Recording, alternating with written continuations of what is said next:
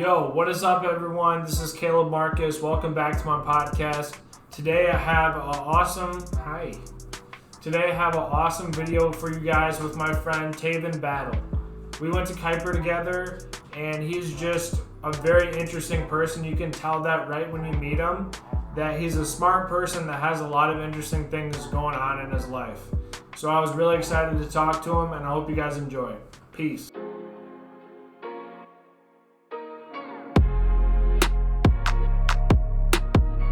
Dude, well, what have you been up to in the meantime? You got married, right? Yeah, yep. Okay. So how long have you been married now? This year will be 2 years. 2 years. Wow. So Okay. yeah, it's good. In December. Okay. Nice. So we're on 2 years. This year will actually be a third year coming up in December. So Okay. Where did you go after Kuiper? Because we kind after of Kuiper, like lost connection a little bit, which just kind of happens. But yeah, yeah, what did you end up doing? yeah. After Kuiper, I went to Minnesota, Okay. um, Bloomington, Minnesota, and there I went to a school called Bethany Global University, and I was there for about a year, and I got a certificate in Bible and missions there, and then I ended up coming back here, getting married, and then I started a digital marketing business for a little bit, doing digital marketing. But then when the pandemic hit, it kind of got wiped out there. So Yeah. recently, I've been working to start up a trading business, and so Okay. like in the stock market, doing stuff like that, and that's been a lot of fun. So I've been doing a lot of studying and stuff like that, and getting ready for Okay. that.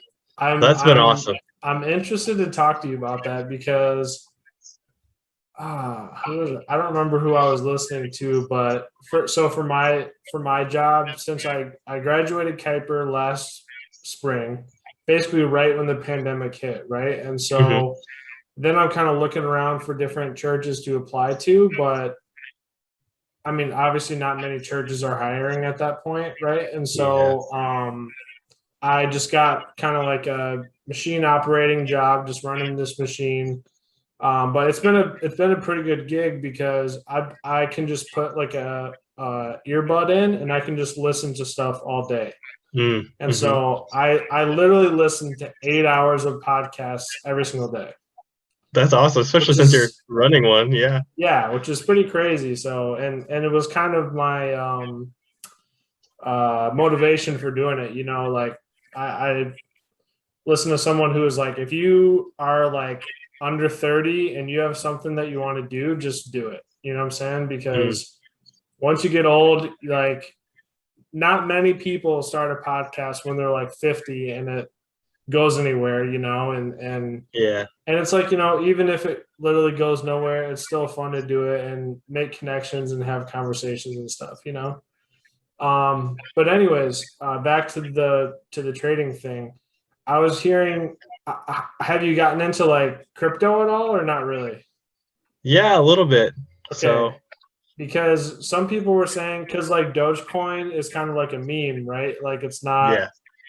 Yeah, it's not like legit, but people are still making. So they would make this. I don't know if it was an app or some kind of program that's like relatively simple.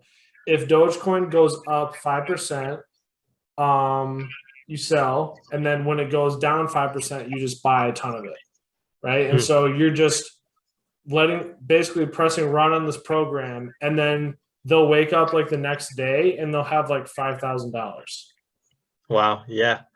which is like crazy. I'm not giving financial advice, but yeah, that's pretty insane. I know. Yeah, there's a lot of especially these days you have people making automated programs like that, Yeah. and they'll kind of run on their own, and then like you said, just kind of do their own thing, and then they Yeah, scrape in the money. that's almost like not even fair, it seems like. You know what I'm saying? Yeah, a lot of times it feels that way, but the nice thing about when you're trading is that you're really just competing. Like you're not essentially competing against anyone. You just kind of, it's kind of like you see other people out there playing the same game as you, but you're kind of just working against yourself and like riding the waves. So Okay. when you have like big like market movers and institutions, like making trades that will like move the charts up and down, Yeah. you kind of just get to be ready and kind of um, ride those waves and kind of know which direction, be prepared for which direction it might go. Right. What did you think about that GameStop thing that kind of happened I think it was like a couple months ago that happened with GameStop and their stock? Did Oh you yeah. do you know because there was a podcast I was listening to and they were kind of explaining it, but I didn't fully understand the like stock trading mechanism, for lack of a better word, that these big hedge funds are doing, right? So like kind of what I gathered is that they buy all these stocks at like $10 a piece, and then they're basically like they're basically betting on on the stocks to decrease in value down to whatever. I didn't fully grasp how they get money from that though. You know what I'm saying? Yeah. So that's interesting because a lot of people don't know that you can actually make money when the stock goes down. Yeah. And so what the GameStop gang was kind of doing and trying to combat was it's what you call shorting in the market. Okay. So everyone knows that in the stock market, it's what's traditionally called a long position, and that's when you buy low and you sell high. Yeah. So you buy a stock at $10, you sell it at $15, right? Right. You can also do the opposite, which is kind of crazy and it gets kind of wonky and it's definitely more of an advanced technique. But you can basically, what you do is you borrow the shares from your broker at $15, and then when the share goes down to 10, you would basically sell them then, and then you'd make the difference on the money. Okay. Yeah, exactly. That reaction is normally the first Yeah, reaction that you which is get when we like, talk about. okay, you kind of think of like, okay, why would you do that? But then what I gathered was, um, I don't know what the is there, because there's like a sort of, is there a sort of time limit or something, because you have to sell them back at a certain point, right? Yeah, so what they wanted to do is it's called a short squeeze. Yeah. And so what happens is if it goes above a certain point and you're in a position to short it to go the opposite direction. So say you try to short it, stock that's at $15 and you are hoping that it goes to $10 based on your calculations or whatever you want to call it. And instead it goes up to 20 or 25. That's what's called a short squeeze. And so now in order to stay in that position, you have to put more money in. It's what's called like a margin call. And so you'll get a call from your broker saying, hey, you're kind of out of position right now. If you don't put Yeah. more money in, we're gonna have to sell your shares at whatever Okay. price it is right now. And so that's what was happening. They kept pushing the price up and up and up and up and up. And so these big people who had tons of shares of GameStop kind of betting on GameStop going bust now had to, put more and more money in. Yeah. I think the downside with the GameStop thing is that they definitely accomplished like squeezing out some big players. But now, eventually it'll just go down again. So it's very likely that they just put in like a new order for a short position as it Right. kind of went back down to its like previous level. Yeah, because it was kind of funny because it's basically this like group on Reddit that all kind of figured out, okay, there's this system that these, big wigs on Wall Street are doing. Basically, I mean, they're not gaming, it's like part of the system, but they kind of figured out, these people on Reddit figured out a sort of like loophole where, hey, if we all just conglomerate, all like million of us or whatever, and buy a whole bunch of GameStop, then we're just going to screw all these rich people over and it'll just be fun. Yeah. That's basically like kind of what happened. And then, yeah, and for some reason, like, I don't even, I wouldn't say I'm against capitalism in any way, and I think it's great. But I don't know why. Like, for some reason, I just got like a warm feeling that like these people are getting screwed. I don't know. I don't know if that's bad or Yeah. I mean, Wall Street, I would argue Wall Street's one of the most corrupt places on planet Earth. Okay. And so, like, the nice thing is, like, in the past, it would really only be Wall Street that's able to do stuff like that, kind of band together and drive certain stocks up and down. So Yeah. I think the really, really cool thing is like now I think the world is realizing that, that the common folk can do that too, that they can band together and kind of not really like manipulate, but for lack of a better word, kind of manipulate the market in those Yeah. ways Yeah. where they can also drive prices up and down instead of it just being big players like banks and stuff able to do that. And now you see like the Reddit and GameStop thing, you can see smaller people kind of banding together to do the same thing. I think Yeah. that's why it's like a really like you said, that warm feeling. Like it's good to be like, okay, like we can do that too. We can play the same game as you guys. I think that's a really cool thing that now it feels more even and equal in that sense. Yeah, for sure. So are you kind of doing this part time hoping that you go full time, or are you just full time doing this? Yeah, right now I'm just kind of full time doing this. I'm Okay. getting close to being ready to begin, get that application for like an LLC in, and kind of Okay. start trading. So I'll be, like a day trader. Recently, I've been working mostly on a dividend portfolio for myself and then also for my parents. So back in 2008, when everything tanked, Yeah. my parents in their retirement, kind of like a lot of people, kind of got wiped out. So they have like about $150,000 to retire on, which, like in this day and age is not nearly enough. Yeah. And so, one of the reasons that drives me for doing all of this in the first place is, of course, my family and be able to take care of them.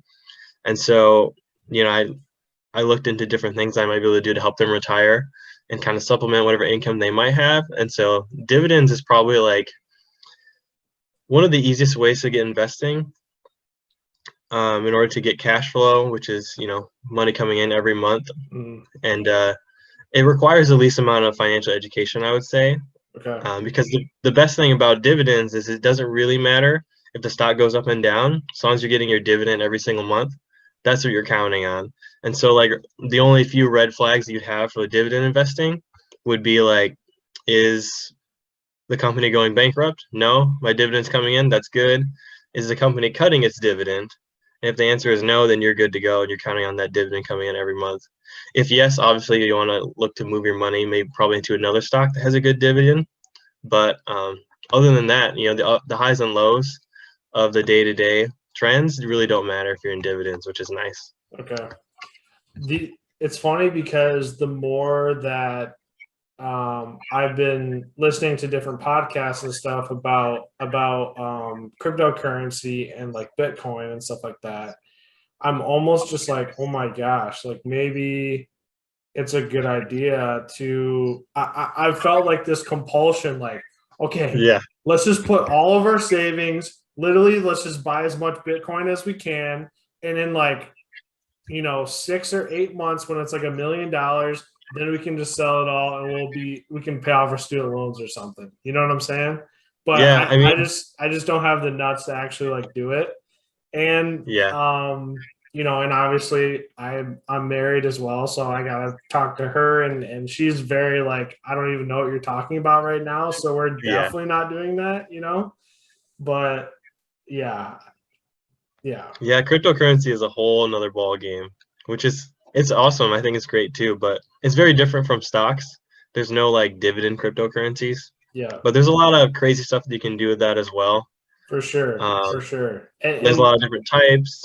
yeah, and you kind of have to learn another language almost to like Yeah, understand some of the things, just as far as like the blockchains and the smart contracts and all this kind of stuff. Which is awesome because like I listened. Do you know who Lex Friedman is? I think I've heard of him. Yeah. Okay, he has a podcast. It's really good. But he was talking to this guy who he's like the Chainlink CEO. Which Chainlink Okay. is like, yeah, another form of crypto, and then they're also, I think, like the leaders on like smart contracts and stuff. And when he's explaining these smart contracts, I'm like, wow, this is such a great idea. Hmm. And kind of like the main thing of that being, you kind of not eliminate, but you can minimize the trust between two people because you know that this you know system is just going to be able to do the transaction without you guys messing with it. You know what I mean? Yeah. It's just really interesting concepts. Yeah, and it's insane because I heard a statistic not too long ago about a guy who was talking about cryptocurrency and Bitcoin's history and how, transactions today that are made by banks, 8% of them are basically, mistaken or done wrong. Whereas in all 12 years of Bitcoin's history, not a single transaction has been done that was incorrect. And it's because of the way that the blockchain works and the verification system Yeah, that happens between the users of the blockchain. And so kind of like with other things like trading and stuff, I kind of spent the past year and a half, 2 years with yeah, everything going on, kind of studying cryptocurrency and precious metals and stocks and stuff like that, and kind of working to figure out, when I get into this, what do I want to be in? Where do I want to go? What do I want to learn about? What do I enjoy? Stuff like that. yeah. It's so funny because I was just texting my friend, and listening to all these podcasts. I've been going all different kinds of ways, Oh, I but bet, yeah. especially I've been just like learning. I've literally learned more about economics in the past month of my life than I have just ever. You know what I mean? Yeah. And it's just like learning about like the Federal Reserve and inflation, like because I growing up, you kind of just hear inflation, especially like our age, and you kind of just accept it as like a natural reality. Like it is Mm, what it is. Like your parents are like, oh, a gallon of milk was like 50 cents when I was a kid, and now it's $3 or whatever. And that's just like a normal thing, but it's like it's not, like yeah. it actually shouldn't, it literally should be going opposite because the greater our technology becomes, in theory, the cheaper things get to produce, and like things should be cheaper on the shelves instead of the other way around. Yeah. And dude, it's just wild. Like I just did not even know that at all. Yeah, it's insane. And like the amount of as more money gets printed and printed and printed, our dollars become less and less more valuable. Yeah. And so that's why investors a lot of times will use gold and things like now like Bitcoin, things like that as a store of value, especially gold, mainly as a store of value to preserve your wealth. Gold doesn't really produce anything like a dividend or like owning real estate and getting cash flow that way would. But investors will use it as kind of like a defensive strategy in order to preserve their wealth over time. Yeah. And one thing too that I heard today is like the only I don't well, I guess you could say like the only good thing about inflation, if you like owned certain assets like a house or something like that, especially a house, is like let's say I bought a house for 200,000 and I still have like 150 to owe on it, right? And then the like you were saying, the more money that's printed, the lower the dollar is worth, but I still have to pay like, and now let's say 200 is now 400,000, but I still only owe 150, so Yep. that's like the one good thing about inflation is that you're locked into the loan that you have, and they can't be like, well, the dollar is actually worth like 400,000, or now that 200 is actually kind of like 400 now, so now you got to owe more. It's no, you that's what you Yep. locked in at, so you're good, you know. Yeah, that's why it's amazing because that's the way that people will get rich, right? Is Yeah, they take out loans, especially you have to kind of know like what the rules of the game are in your different time period. And right now the rules are borrow money. The government wants you to borrow money because yep, that when you borrow money, that's how money is created. And so in our system that we have, money, it's not like in the past when it used to be, before 1971 when the dollar was still tied to gold, right? So now in today's era, money is debt, and debt and money are basically the same thing. And so in order for more dollars to be created, more debt has to be created. And so when you go to the bank and say, "Hey, I want to buy a new house," or "Hey, I want to take out a loan to start a business," you're creating new money, and that's what they want. And so, especially in our economy, the more money that's made, the less it's worth. So when you take out, a $20,000 loan, 10 years from now, that $20,000, like you said, could be, you know, now you have to have $100,000 to equal that same $20,000. You're still locked in. And so if you have something crazy like hyperinflation, where you have people wheelbarrowing, barrels of money to the store to buy a loaf of bread, stuff like that, you still have the same loan. And so you could pay it off in a day, essentially, if something like yeah. that were to happen. You could stick And a so, shovel in the wheelbarrow and dump it onto the bank's doorstep, and yeah, they take it, and you just paid off your house. Oh exactly. my And so that's what they gosh. do. And so, like, something that's crazy that I learned not too long ago studying real estate is that So what they'll do in order to basically build like real estate portfolios and empires and stuff, what they do is they'll take out a loan, they'll borrow the money, they'll buy a house, right? They'll rent it out, they'll get cash flow from that, and that in itself is amazing because when you rent it out, now who's paying for your house? Right, exactly. Those Not people. you, the Yeah. people that are in it. So Yep. they're now paying down your house. And then after that, sometimes they'll just let them pay down the house. But a lot of times, what they'll do is once they get to a certain point, they'll do what's called a HELOC or home equity line of credit. They'll pull out the money from that, right? Which is usually like 20,000, 40,000, depending on the value of the house. They'll take that money and then now they'll go and buy another house and do it again. Use that as a down payment. Yep, and do it again and again and again and again and again.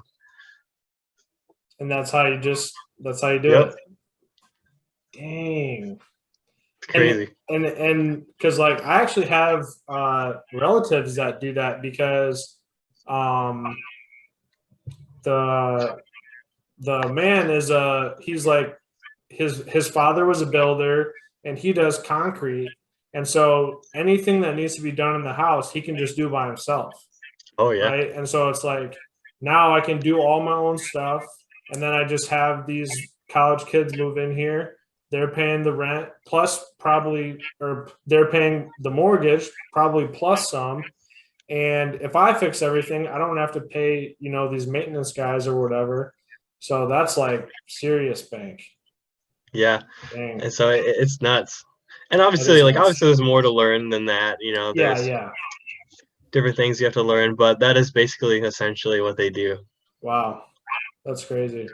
Let's talk about the reason why, because you talked about your family and trying to help out your parents and probably trying to just set yourself up to a certain extent too.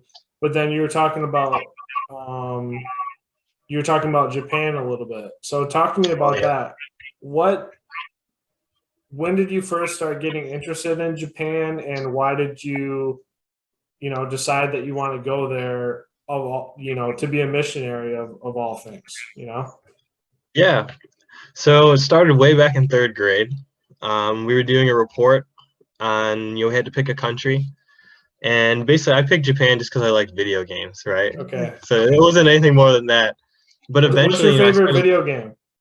Kingdom Hearts. Okay, let's go. Let's go. That's Yep, awesome. Kingdom Hearts. But yeah, so like I started learning more and more about the country, and it started to become like this genuine love for the people and the culture and the history and all these different things, And as I started, following the Lord and stuff, I realized that that was kind of the place that I wanted to go and make disciples, and live for the rest of my life. And so, yeah, there's tons of things that I hope to be able to do in Japan. The main one, of course, is there's a place in Japan called Aokigahara Forest or the Forest of Death, and I would like to go build a place um, where we learn how to navigate that forest and go in and rescue the people in that forest. Because Aokigahara Forest is the number 2 place in the world where people commit suicide. And so being able to go into that forest and rescue them from that and help them not only just rescue them and save them from suicide, but also be able to help them return and walk back into life. And so being able to build a place where they can kind of come and relax and recuperate, just be loved and know that they're important, and that God loves them and that we love them and that we're here to kind of help them re-enter society in that way. It's just always been a dream for mine for a very, very long time now. And but aside from that, I really the rural areas of Japan are kind of dying out with their population decline. And so another thing I hope to be able to do is to go there and help revitalize the rural areas in some way by, building homes or buying houses and renovating them and doing things like that. And then, but ultimately, I just have this dream of seeing Japan become a sending nation. And, historically, I was in YWAM, or Youth with a Mission. And coming back from that, you learn in Youth with a Mission or YWAM about how Lauren Cunningham, the guy who founded YWAM, had a vision of seeing Hawaii as a sending nation for the rest of into Asia and maybe for the rest of the world. And similarly, I see Japan, as like that launch pad. It's right next to Asia to be able to send people from Asia into the rest of the world. And so, thinking about all this kind of led me to where I am now, down my path of learning to invest and trade and stuff like that. Because I realized that, there's so much that you can accomplish, if you have, the means to and the knowledge to, and you take the time to get the financial education and stuff to be able to do things. And there's a stigma, about like the rich are evil, and Yeah. stuff like that. And, but when you think about it, like there are poor people that are evil and there are rich people that are evil. But unfortunately, it's the ones that make the news that you hear about. Yeah. And so being able to use the means that I have, to do things like that and ultimately turn Japan into a sending nation is kind of like my biggest overarching dream. And I realized that, especially, in YWAM and kind of like missionary schools like that, I realized after being there, I realized that there's sort of like this, I would call it like a bum missionary culture, Okay. where it's like this living off of, people's donations and people's monthly gifts or whatever in order to be Okay. a missionary, which of course there's nothing wrong with that. There are times when I think, that we're called to ask for money and kind of humble ourselves and do that. But at the same time, I realized that a lot of people weren't using the resources that they were being given wisely. And it was more like they have all these talents and stuff that were going to waste. And I felt like, for me personally, I realized that I have the knowledge and the gifts and the intelligence to be able to learn those things that some people might not be able to, and to go further with it. And so I felt like, instead of just doing that, making a GoFundMe and going to Japan that way, why don't I learn all these things? And then now, in addition to being able to fund myself, I want to fund other missionaries as well and send them into other nations. Mm. And so taking it and going a step further, why go myself when I can go and bring other people with me? Yeah. Okay. First of all, I feel like, I mean, that was freaking amazing right there. All that whole thing. That was pretty awesome. And I literally I feel like Joe Rogan right now because it's just like he always talks about I'm just like this dumb guy that talks to like really cool people and learns stuff all the time. And that whole thing was freaking awesome. So I'll just say that. Okay. Um so that was a lot and I want to break all that down and talk about For that. So sure. you talked about you want to turn Japan. I thought for a second you said into an ascending company like or a country like on the rise, but you were saying you want to turn it into ascending country, meaning if I understand this right, meaning that missionaries instead of all the missionaries going to Japan to try to share the gospel and do all these things, now there's this solid base of Christians in Japan, and now you're going out to all these Exactly. other. Okay, Yep. because Exactly. I you would probably know this more, but isn't there more? I wanted to say like missionaries from I don't know if it was like South Korea or if it was like from Africa. Like there's more South Korean missionaries in America than there are American missionaries like going out to different countries or something like that. Does any of Yeah. that ring a bell? Yeah, that's true. So like now you're seeing like this big global shift, right? And where missionaries are coming from and going from. Yeah. And in the past it was always in the United States, basically coming from the west and the north, going to the east and the south. But now there's a shift. It's no longer so much missionaries coming from the west and the north. It's actually missionaries coming from the east and the south, going to other places. And so you see a lot of missionaries from Africa coming, even here now, and a lot of like, especially South Korea as well. Even in Hawaii, when I was in YWAM there, they had a whole school that was basically a Korean DTS or a Korean discipleship training school Wow. that they would come and get training and then go other places as well. And so That's you see this awesome. huge shift of basically where missionaries are coming and going from, and it's shifting to be coming from the east and the south, going to the north and the west instead of vice versa. And so knowing that, it makes sense that Japan could be a sending nation as a launch Yeah. pad. Even the island itself, where it's positioned and geographically, it makes sense that it could be a place where people can get trained and then go into all the world from there. Yeah, that's so awesome. And man, and sometimes Americans, because Christianity is so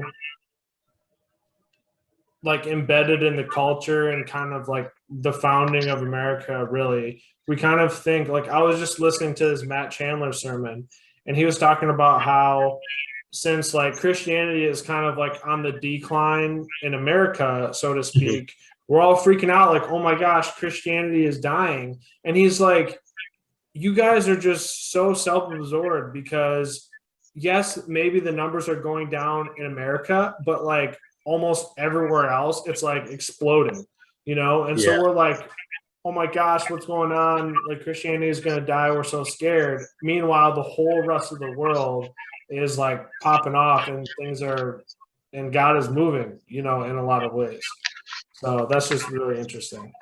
Yeah, and it's interesting too because I think here, like you said, it's so embedded in our culture and things like that. People seem to be like people get really offended, when they hear about sometimes about missionaries coming here, like, oh, we don't need missionaries, and Yeah. like, what do you mean they're coming here? Like, go somewhere else. And I think that's funny. Like, I think it's really funny because like everywhere needs missionaries, and I think it's interesting that people here get offended when they hear things like that. Yeah, and it's like, dude, you're not on the freaking street corner. You know what I'm saying? Like Hmm. someone needs to be out there.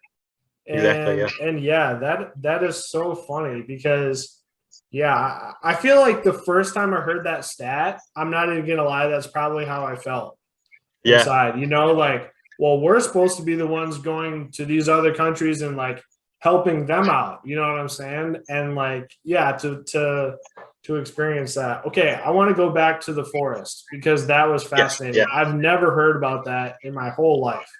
So basically, so it's literally like a forest when you the for some reason in my mind it came was the Harry Potter was the forest in Harry Potter, you know, the forbidden Oh forest or yeah. whatever. That's kind of what popped in my mind. So it's literally a forest that's called the Forest of Death. I forgot the Japanese name, but Yeah. it's literally known for people just to go out there and commit suicide. Yeah. Wow. Yeah. Talk about So that a little bit. so the forest of death, or the Japanese name is Aokigahara, Okay. which means the forest of death. It's basically this. It's a forest at the base of Mount Fuji, and especially around the years of March, a lot of people will go. All throughout the year, obviously, but a lot of times in March, they'll go. A lot of people go in March because March is the end of the fiscal year, and so it's when like earnings reports and stuff like that comes out. So you'll see a lot of like salarymen in Japan, which are basically businessmen, going to the forest at that time. But all throughout the year, it's the #2 place in the world where people go and commit suicide. And not just that, even sometimes people will go in the forest and they'll get lost because it's so hard to navigate. Which is why I was saying one of the things I want to do is learn how to navigate the forest and rescue people, not just from suicide, but also getting lost in the forest because that's Yeah. also a huge problem. The reason for that is because it's so close to Mount Fuji, the basically the ions in the soil messes with your GPS. So when you go into the forest, your phone a lot of times won't work. Um, Even like things like compasses sometimes won't work of the volcanic ions in the soil, and so it makes it really really hard to navigate. And so obviously getting a team of people to learn how to navigate that forest without those things and kind of go in and rescue people that way is a huge issue that's important to solve. Dude, that is nuts. That's actually insane. Do you know what the number one place is in the world? I think it is the London Bridge, London Bridge. Wow, that's crazy. if I remember correctly. I could be wrong, but I think that's what it was. Yeah. Wow, that's insane. So, man, so basically, you're just do you kind of have ideas on, or have you researched like how to map out a forest or whatever? Or are you kind of just gonna figure that out when you get there?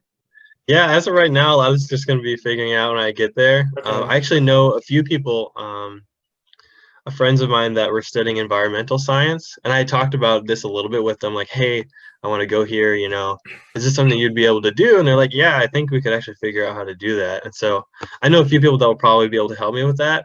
But of course, there's a lot that I'm going to need to learn on my own to be able to do that as well. And Yeah. that's kind of where, like, building a team comes in, because we need more than one person to be able to navigate this forest. And so Yeah. creating maps and things like that and going in and being able to do it that way. Dude, that is wild. So, what was I going to say? What just popped in my mind is like, okay, this is like a pretty intense thing to do with your life. You know what I'm saying? And you Yeah. said that you want to just go over there and live over there, period. Yep. So Forever. Yeah. yeah, so there's no coming back for Tavin battle once he gets over there. You know what I'm saying? Yep. That's the plan. So that's legit. First of all, that's awesome. I'd like to come visit someday. That'd be really Oh, for cool. sure.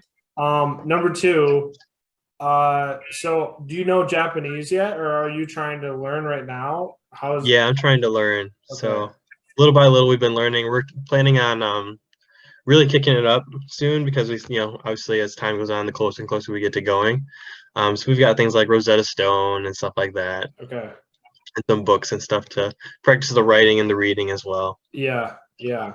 Dang. Okay. So with that, this being a pretty intense journey, and this is like you're going, and I mean, you just got married, so I'm assuming you didn't wait until after you got married to tell your wife about this, right? So Yeah, no. yeah, so so that had to be a conversation, So is that like, I mean, when do you just bring that up on the first date, like, hey, babe, if we ever get married one day, I know this might be early, but I mean, we're going to live in Japan if this works out, Like, when does Yeah. that come up in the conversation? Yeah, for sure. To be honest, like it's been something that's been on my mind and heart for so long that it is usually pretty soon. I'm like, hey, like you want to get married and be with me? I'm gonna go live in Japan forever. If you're cool with that, then this is great. If not, then I'm sorry, this isn't gonna work. That's kind of just always been my mindset because I'm so, like I'm so focused on like this is like the one thing that I want to do with my only precious life. And like this is what I want to do with it. I've known that's what I want to do for a long time. It's like I'm not gonna let anything stop me from doing that and accomplishing Yeah. that goal. And like that's the forest is like my biggest goal. And there's actually like one of the things we want to do when I first get there is there's actually like an official school that you can learn how to like help save people from suicide and stuff. Wow. And I'm gonna try to seek out these people. And it's crazy. I love the name of their organization. They're called the Gatekeepers of Life. Mm. I was like, man, like that's what all Christians should be called. Yeah. And so I'm gonna try to seek them out and get training from them and just learn all that I can from them and be able to use that when I go to the forest. And yeah, Dude. and like you said, it is like it's a very heavy topic and it's a heavy thing to Yeah. go and deal with on a daily basis. And so not only being able to have that training for myself, but also be able to train others in that same aspect, and knowing that the team that I build to be able to do this is going to have to be a team that's very mentally strong, and able to, and spiritually strong, and be able to go into those situations. Yeah. Not only is the force hard to navigate, so got to be physically strong. Not only is it people committing suicide there, so you have to be mentally strong. But there's also a lot of spiritual stuff that goes on there as well. And so, in addition to being the number 2 place where people commit suicide, there's a lot of stuff that you maybe have seen before on at night, and it being haunted at night because of the stuff that happens there in the day. And so being able to also, if I need to go in there at night, being prepared mentally and emotionally in that way to be able to combat whatever might come at me Whew. at night as well. Dude, I'm getting the freaking willies right now, man. Yeah. That's crazy. Oh my gosh. Okay, this just popped up. Is this I don't know, it was like didn't one of the Paul brothers kind of get in trouble? Was that the Yeah. forest? Yeah, that was the forest. That was that forest. Okay. That makes more sense now. Yeah, that's crazy. I don't want to get into that. But yeah, okay, so going back to your wife. So basically, I mean, so you kind of explained this to her and she agreed. So you guys are in Yeah. this. Yep. So did that kind of take some convincing, or did she kind of just hear your whole spiel that you just gave me and she was like, I'm in? Yeah, I mean, not really. She also has a huge heart for Asia as well, Okay. and she always had. So China, Japan, Korea, as well. I also kind of like want to see a lot of reconciliation between those three countries because there's a rather long history, of not so great things happening between them. Yeah. And so also kind of, I think it's interesting that, we both have a heart for all three of those countries, and being able to go to all three of those and make a difference in those countries, I think is really cool. Yeah. Have you been to I remember in class you talked about being in India for YWAM. Have you been to any of those three countries yet? No, I haven't, not yet. Okay. That's awesome. What do you got on your in the background there? Oh, so around my room, I have different, basically like encouragement things. Okay.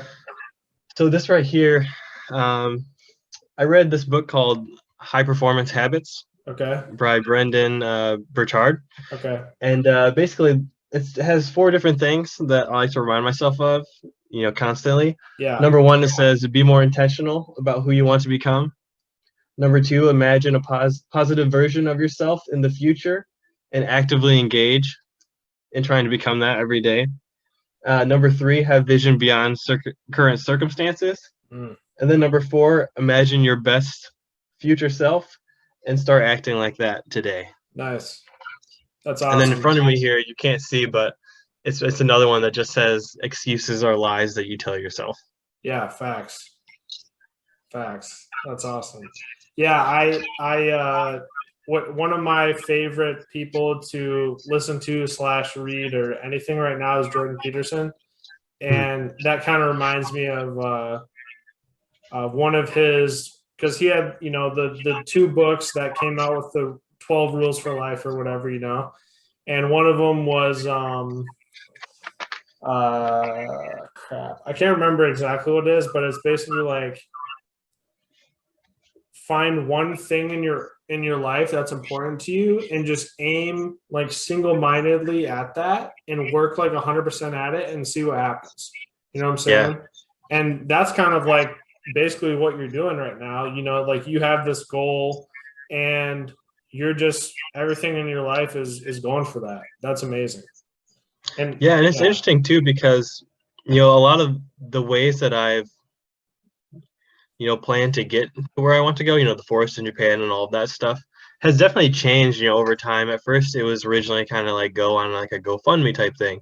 But then as it's evolved, it's changed into, obviously like now I'm establishing this trading business and going that way because I realized that in order to do these things, I'm going to need funds, Yeah. you know, Yeah. in order to accomplish like these great big goals, like I'm going to need the means to do it.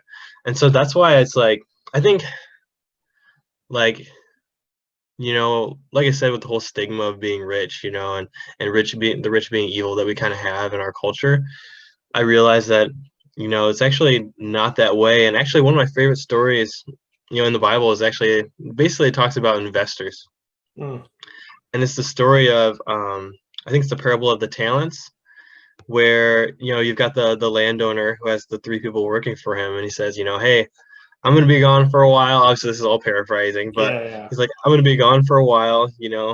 Here's some money for each of them.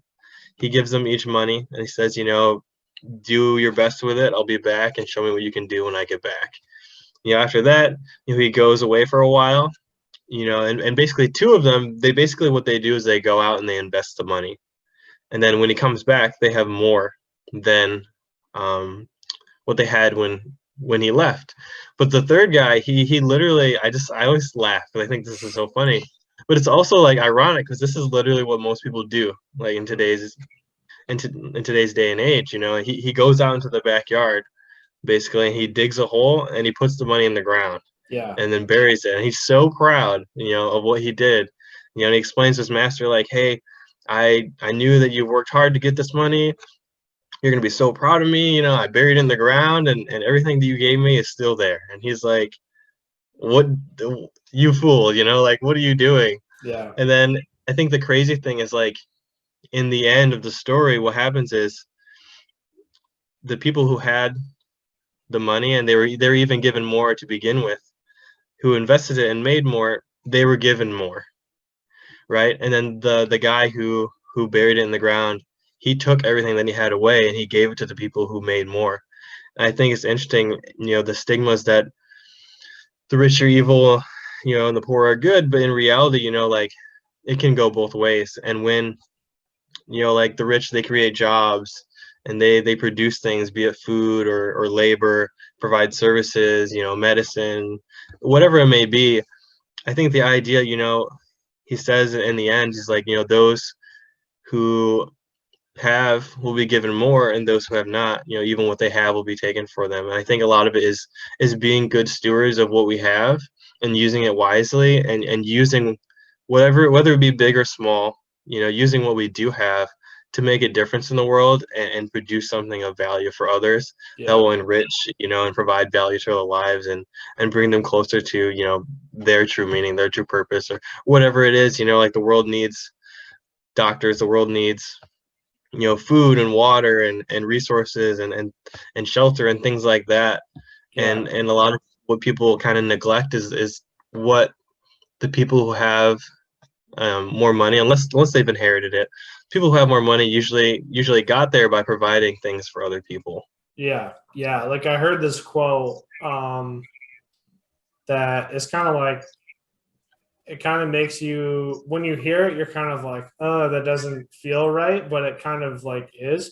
Where I forgot where I heard it, but it was like Jeff Bezos, with all the stuff that he's done, you can feel however you want about Amazon, and all that kind of, that's like a whole can of worms. But um, all of the like labor that he's provided and all of the goods and all that kind of stuff, like when you really think about it, he's done more good for the world just as a whole than like Mother Teresa has, and like Mm. Mother Teresa put her whole life into serving the people and giving them food and doing all this stuff.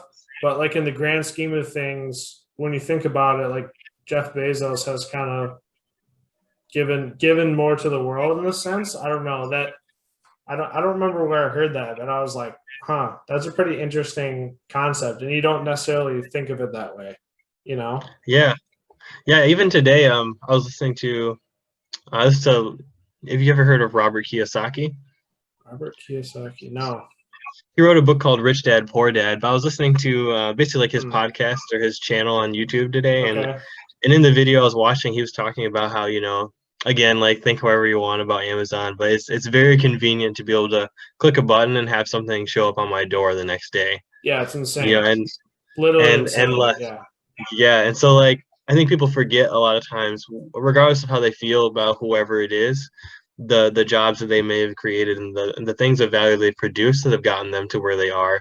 And back to like Japan and the forest and stuff, I realized that I have the intelligence and know-how and the perseverance to be able to learn these things. And I feel like it'd be a waste. I want to reach my full potential, and I don't want to live my life knowing that I could have done more. Yeah. And so being able to use these things for those means, and to be able to do more than just send myself, I can send myself and bring a bunch of people with me and more, by going this route, as opposed to making a GoFundMe and going to Japan that way, and living my Yeah. life that way.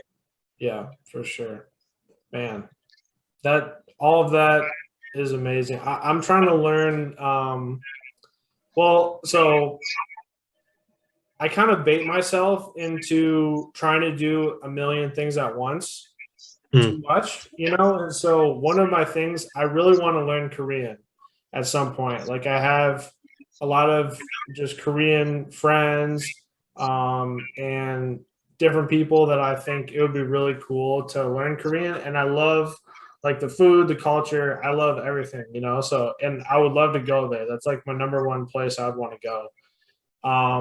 But then I also like I'm doing this podcast thing, and I'm trying to do a whole bunch of stuff, So I'm trying to learn, but I think my one thing, if I'm following Jordan Peterson's advice right now, is like this podcast. I'm going to put more effort into it. But yeah, that dude, all of that was so awesome that you just shared with me. What's so you shared that book, which I'm going to message you after to get that guy's name again because that sounds really interesting. What are some other books or podcasts that have been really helpful for you? Oh man. Yeah, like you're saying, the Rich Dad channel, it's by the same guy. He Okay. has one for like someone else that he works with. His name's Andy Tanner. He has like a podcast stuff, and it's on YouTube. I usually watch it on YouTube, but he also you can get it on like iTunes and stuff like that. Yeah. But I listen to that all the time, and that's been really really helpful for me. And even today, kind of like the Jordan Peterson book, he frequently brings up a quote by I think it's Warren Buffett, and he says, make a list, write down the 10 things that you want to do in life most. And then, after you do that, he says, do the top 5 and forget about the rest. That's awesome. And it's again the idea of like you can only do so much in life, and Yeah. like what is Yeah. it that you want to do with your one precious life, Yeah. and if you try to do too many things, you're gonna end up not really doing anything. And so For sure. focusing in and zoning in on like whatever it is that you're doing, like is it helping further those dreams that you have, those top 5 things or that top one thing that you want to do. Yeah. And so that podcast has been, and that channel has been amazing for me. And that's actually kind of where all this kind of started. Is I was actually before I tried opening like the digital marketing agency or even started the trading stuff, like it was way back. I think, yeah, even before the pandemic started, I was working at Gordon's Food Service for a short term, and I was just like, there's got to be a better way to earn money than this. Yeah. Yeah. And actually, no, it was Amazon. It was actually Amazon I was working at. Okay. Yeah, and I was like, there's got to be a better way to earn money than this. And it was funny because I was sitting on my phone trying to figure out, like, how am I going to get to Japan? How am I going to do all this? Like, I can barely, like, pay my loans off and keep up with where Yeah. I am right now. Like, how am I Right. supposed to get to Japan and build a base and send missionaries and revitalize the rural areas of Japan? Like that's not something you can do on your own. And I had an app on my phone. It was like those little scratch offs, like you roll the dice or something, and it's like Okay. you play the mini game, you watch an Yeah. ad, you're Yeah. supposed to like get a chance to win. It's like a scratch off like dollar lotto card basically. I was like Okay. sitting there, I was like, there's got to be a better way to do this. Yeah. And I stumbled across a YouTube video by I think it was like motivational like some kind of like motivational channel, but basically it was a video of Robert Kiyosaki being interviewed by I think it was like the 60 Minutes guy, Okay. and he was just talking about basically like his book Rich Dad Poor Dad and like the ideas behind it. And how he grew up and how he learned to become rich and how he learned to do the things that he does and where he went and the journey that he went on from there. And it kind of gave me this whole like mindset shift, Mm. where I was at and where I wanted to go. And that's kind of when the light bulb came on, like why settle for so little when I can do so much more. Yeah. And so that's kind of been like huge for me. But other than that, like you can't see it, but right, I have like this giant stack of books Okay. that I'm like reading. Okay. And part of it's because the average CEO, right, reads about a book a week. Wow. In 1 year, if you were to do that, you would read more books than most people read in their entire lives, right? Yeah. Yeah. And so I was like, if I want to have the amount of income to be able to do all these things that a CEO would have or more, I need to be reading at least a book a week. Yeah. And there's been times, in the past year or two that I've actually read a book a day.